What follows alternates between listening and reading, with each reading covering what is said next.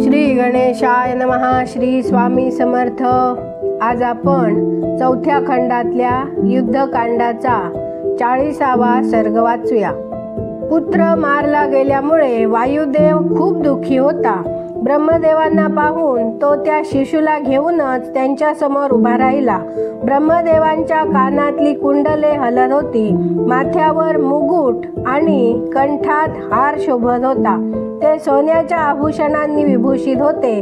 वायुदेव 3 वेळा उपस्थान करून ब्रह्मदेवांच्या चरणावर कोसळला.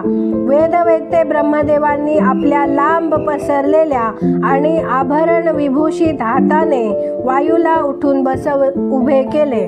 तसेच त्याच्या शिशूवरूनही हात फिरविला. मग ज्याप्रमाणे पाण्याचे चिंतन केल्यावर शुष्क होणारी शेती पुनश्च हिरवी होते, त्याच प्रकारे कमलयोनी ब्रह्मदेवांच्या हाताचा लीलयापूर्वक स्पर्श होताच शिशु हनुमान पुन्हा जिवंत झाला. हनुमानाला जिवंत झालेले पाहून जगाचा प्राणस्वरूप असलेल्या गंधवाहन वायुदेव सर्व प्राण्यांच्या आत अवरुद्ध झालेल्या प्राणांतिकांचा पूर्ववत प्रसन्नतापूर्वक चय करू लागला. वायूच्या अवरुद्धातून सुटल्यामुळे ज्याप्रमाणे हिमयुक्त वायूच्या आघातापासून मुक्त होऊन फुललेल्या कमळांनी युक्त पुष्करणी सुशोभित दिसू लागते, त्याप्रमाणे सर्व प्रजा प्रसन्न झाली. त्यानंतर 3 युग्मांनी संपन्न, प्रामुख्याने 3 मूर्ती धारण करणारे, त्रिधा मात राहणारे, तसेच 3 दिशांनी युक्त असे देवपूज्य ब्रह्मदेव वायुदेवाची प्रिय कामना पूर्ण करण्याच्या इच्छेने देवगणांना म्हणाले, इंद्र, अग्नी, वरुण, महादेव आणि कुबेर आदी देवांना जरी तुम्ही सर्व लोक जाणतच असलात तरी मी तुम्हा लोकांच्या हिताच्याच गोष्टी सांगतो आहे, ते ऐका. या बालकाकडून भविष्यात तुमची खूपशी कामं सिद्धीला जाणार आहेत. म्हणून वायुदेवाला प्रसन्न करण्यासाठी तुम्ही सारे याला वर द्या. तेव्हा सुंदर मुखांच्या सहस्त्र नेत्रधारी इंद्राने मोठ्या प्रसन्नपणाने शिशु हनुमानाच्या गळ्यात कमलांची माळा घातली आणि तो म्हणाला, माझ्या हातातून सुटलेल्या वज्राद्वारे या बालकाची हनु तुटली होती, म्हणून या कपिश्रेष्ठाचं नाव हनुमान पडेल. याशिवाय मी याला दुसराही एक अद्भुत वर देऊ इच्छितो. आजपासून हा माझ्या वज्राद्वारे देखील मारला जाऊ शकणार नाही. यानंतर तेथे असलेल्या अंधारनाशक भगवान सूर्य म्हणाला, मी याला माझ्या तेजाचा 100वा भाग देतो आहे. याशिवाय जेव्हा याच्यात शास्त्राध्ययन करण्याची शक्ती येईल तेव्हा मीच याला शस्त्रांचं ज्ञान प्रदान करीन. त्यामुळं हा उत्तम वक्ता होऊ शकेल. शास्त्र दर्शनात याला तुल्यबळ असा कुणीही असणार नाही. त्यानंतर वरुण वर देताना म्हणाला, 10 लाख वर्षांचं वय झालं तरीही माझ्या पाशानं आणि जलानं या बालकाचा मृत्यू होणार नाही. मग यमाने वर दिला, हा माझ्या दंडाला अवध्य आणि निरोगी होईल. त्यानंतर पिंगलवर्णी एकाक्ष कुबेर म्हणाला, मी संतुष्ट होऊन असा वर देतो आहे की युद्धात हा कधी विषण्ण होणार नाही.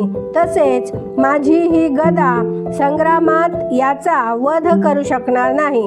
यानंतर भगवान शंकरांनी असा उत्तम वर दिला की हा माझ्या आणि माझ्या आयुधांच्या द्वारे मारला जाऊ शकणार नाही. शिल्पकारामध्ये श्रेष्ठ असलेला परमबुद्धिमान विश्वकर्मा त्यानंतर या बालसूर्यासारख्या अरुण कांतीच्या त्या शिशूकडे पाहून वर देता झाला. तो म्हणाला, माझ्या बनावटीची जितकी म्हणून दिव्य शस्त्रास्त्र आहेत त्यांच्यापासून अवध्य होऊन हा बालक चिरंजीवी होईल. शेवटी ब्रह्मदेव त्या बालकाला उद्देशून म्हणाले, हा दीर्घायू महात्मा तसेच सर्व प्रकारच्या ब्रह्मदंडांपासून अवध्य ठरेल. त्यानंतर हनुमानाला अशा प्रकारे देवांच्या वरांनी अलंकृत झालेला पाहून 4 मुखांच्या जगद्गुरु ब्रह्मदेवांचे मन प्रसन्न झाले आणि ते वायुदेवाला म्हणाले, मरुता, तुझा हा पुत्र मारुती शत्रूसाठी भयंकर आणि मित्रांसाठी अभयदाता ठरेल. युद्धात कुणीही याला जिंकू शकणार नाही. हा इच्छेनुसार रूप धारण करू शकेल, इच्छेनुसार कुठंही जाऊ शकेल. याची गती याच्या इच्छेनुसार तीव्र किंवा मंद होईल, ती कुठंही अवरुद्ध होणार नाही. हा कपिश्रेष्ठ मोठा यशस्वी होईल. हा युद्धस्थळात रावणाचा संहार तसंच भगवान श्रीरामांना प्रिय वाटणारी अनेक अद्भुत आणि रोमहर्षक कामं करील. अशा प्रकारे हनुमानाला वर देऊन वायुदेवाचा निरोप घेऊन ब्रह्मादी सर्व देव जसे आले होते तसे आपापल्या स्थानी निघून गेले. गंधवाहन वायुदेव देखील पुत्राला घेऊन अंजनेच्या घरी आला आणि त्याला देवांनी दिलेल्या वराची हकीकत अंजनेला सांगून निघून गेला. अशा प्रकारे हा हनुमान खूपसे वर मिळवून वरदानजन्य शक्तीने प्रसन्न आणि संपन्न झाला आणि आपल्या शरीरात असलेल्या अनुपम वेगाने पूर्ण होऊन भरलेला महासागराप्रमाणे शोभायमान दिसू लागला. इथे 40वा सर्ग पूर्ण झाला. उद्या आपण 41वा सर्ग वाचूया. आपण श्री वाल्मिकी रामायणाच्या शेवटच्या टप्प्यात पोहोचलो आहोत. हे रामायण जास्तीत जास्त लोकांपर्यंत शेअर करा, लाईक करा, सबस्क्राईब करा आणि बेल आयकन क्लिक करून कमेंटमध्ये जय श्रीराम लिहायला विसरू नका. त्यामुळे आलेला प्रत्येक व्हिडिओ तुमच्यापर्यंत वेळेत पोहोचेल. धन्यवाद. जय जय श्रीराम.